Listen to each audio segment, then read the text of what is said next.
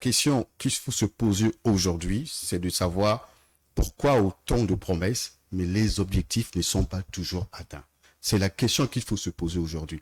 Et quand on pose cette question, on va chercher à comprendre pourquoi cela ne marche toujours pas. Pourquoi nous n'atteignons pas toujours les objectifs quand on dit que nous devons recruter 2000, mais on ne peut pas recruter. Quand on propose de former les jeunes, mais on n'arrive pas réellement à former alors qu'on en parle depuis 20 ans, 30 ans.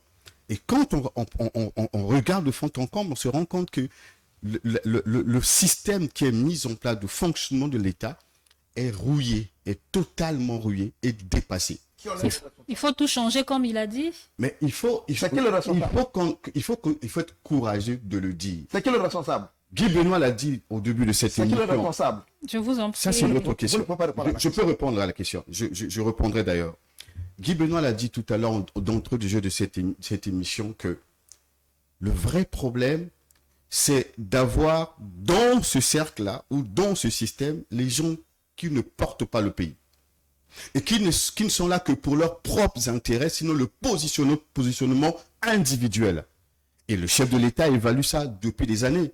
Il est responsable. Pourquoi? Parce que quand on regarde l'affaire Figa, où tout le monde a pu avoir des preuves d'une manière ou d'une autre, jusqu'aujourd'hui, c'est le pauvre DG qui est à la maison sanctionné, alors que dans tout ce qu'on a entendu dans ce pays-là, il n'était peut-être pas le seul ou n'est pas le seul.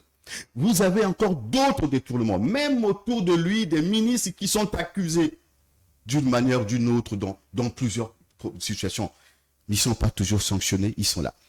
Même quand on parle il a dit qu'on a peur que les jeunes se mobilisent contre le pouvoir en place, mais en réalité, les jeunes, ils sont pour rien. Ceux qui font du tort à ce pays, et même à cette jeunesse-là, ce sont ceux qui entourent le président. Avec la bénédiction de qui? C'est ceux qui l'entourent. Ce sont eux qui détournent, ce sont eux qui bloquent le fonctionnement de tout ce qu'on essaie de faire dans ce pays. Ce n'est pas la jeunesse congolaise. Elle est plutôt victime.